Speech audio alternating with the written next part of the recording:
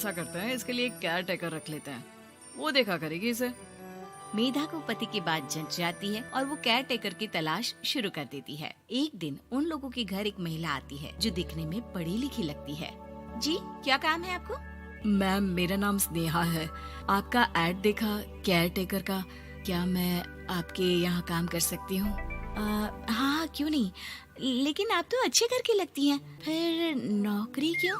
दरअसल मेरे ससुराल वालों ने मुझे घर से निकाल दिया क्योंकि मैं माँ नहीं बन सकती और माता पिता भी नहीं है इस दुनिया में। तो अरे, कोई बात नहीं, तुम लक्ष्य को ही अपना बच्चा समझो और यहीं रहना, और किसी भी चीज की जरूरत हो ना तो बता देना। नेहा खुशी खुशी लक्ष्य को संभालने लगती है। रात को जब मेधा घर पर आती है, अरे क्या बात है स्नेहा, तुमने खाना नहीं खाया क्या? अरे दीदी, आपका बेटा टाइम दे तब ना। अरे तो जब वो सोता है तब खा लिया करो। तब तो मैं इसके पास ही बैठी रहती हूँ। कोई मच्छर या कीड़ा काट ले लक्ष्य को तो अब आप पकड़ो, मैं खाना खा लेती हूँ। स्नेहा वहाँ से चली जाती है। बहुत ही अच्छे से ख्याल रख रही है ये लक्ष्य का। मेधा, इतना तो शायद तुम भी ध्यान नहीं देती। मेधा को पति की बात बुरी तो लगती है लेकिन कुछ नहीं कहती। धीरे धीरे स्नेहा मेधा और उसके पति के साथ बाहर भी जाने लगी। सुनो, स्नेहा को भी बाजार ले चलते हैं, वो क्या है ना लक्ष्य को देख लेगी जब तक मैं शॉपिंग कर लूंगी।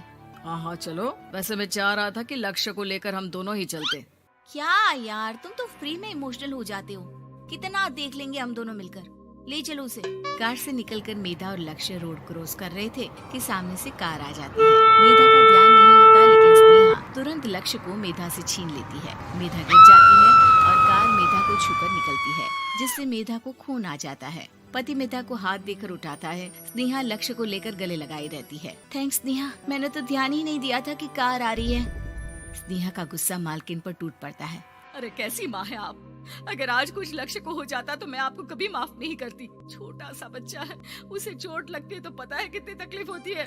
पति भी स्नेहा को देखने लगता है कि उसे क्या हो गया। मेधा को स्नेहा पर काफी गुस्सा आ जाता है। घर आकर कहती है, देखो स्नेहा, माना तुम लक्ष्य को बहुत प्यार करती हो, लेकिन वो मेरा बेटा है, मैं कभी जानबूझकर उसके साथ बुरा नहीं कर सकती, समझी? मुझे माफ कर दीजिए, मैं लक्ष्य को लेकर कुछ ज्यादा ही सेंसिटिव हो चुकी हूँ। मैं ध्यान रखूंगी कि आगे से ऐसा ना हो। मेधा का मन स्नेहा से अब हटने लगा था। एक शाम मेधा ऑफिस से घर आती है कि लक्ष्य उसे दिखाई नहीं देता और ना ही स्नेहा। वो स्नेहा के कमरे में जाती है जहाँ दोनों सो रहे होते हैं। अरे स्नेहा, लक्ष्य को आज इस कमरे में क्यों सुला दिया? दीदी, मुझे नींद आ रही थी, ऐसे में उसे कमरे में अकेले लिटाना मुझे ठीक नहीं लगा। मेधा बच्चा उठाने लगती है कि स्नेहा टोक देती है। रहने दीजिए ना दीदी, सो रहा है, फालतू में नींद खराब हो जाएगी। मेधा को गुस्सा आ जाता है और वो बच्चा उठाकर वहाँ से चली जाती है। अगले दिन मेधा स्नेहा को बुलाती है, साथ में एक और लड़की खड़ी होती है। स्नेहा, अब तुम अपना कुछ और देख लो, हम लोगों को नई केयर टेकर मिल गई है, तुम इस हफ्ते घर छोड़ देना। स्नेहा का मन लक्ष्य को छोड़ने का नहीं करता, लेकिन नौकरी तो नौकरी होती है ना। स्नेहा घर से चली जाती है। धीरे धीरे महीने और साल बीतते जाते हैं और लक्ष्य एक नौजवान लड़का हो जाता है। लक्ष्य, आज मुझे मंदिर जाना है, ले चलोगे? ठीक है माँ, एक काम करके अभी वापस आता हूँ, तब तक आप और पापा दोनों तैयार हो जाइए।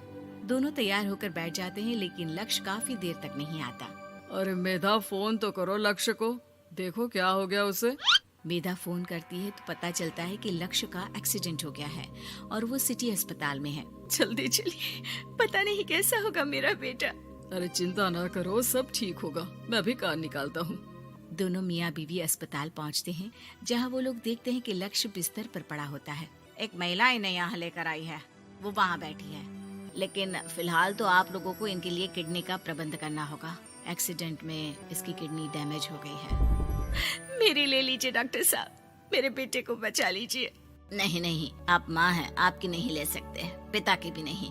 आप किसी रिलेटिव या दोस्त से पता कर लें और हाँ, थोड़ा जल्दी करें क्योंकि देर होने से मामला बिगड़ सकता है। मेधा बैठकर रोने लगती है कि वहाँ डॉक्टर आ जाते हैं। जिस औरत ने आपके बेटे को यहाँ भर्ती कराया था वो अपनी किडनी आपके बेटे को देना चाहती है। हाँ? कौन है वो, कहाँ है वो? तभी वहाँ स्नेहा आ जाती है। स्नेहा तुम? मैं लक्ष्य को पहचान नहीं पाई थी, लेकिन आप लोगों को देखकर समझ गई कि ये लक्ष्य है, इसलिए वापस आ गई।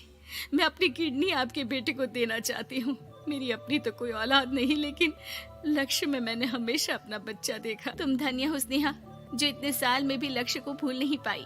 सही मामले में तो वो तुम्हारा ही बच्चा होगा, क्योंकि जन्म भले ही मैंने दिया हो, लेकिन आज तुम उसकी जिंदगी बचा रही हो।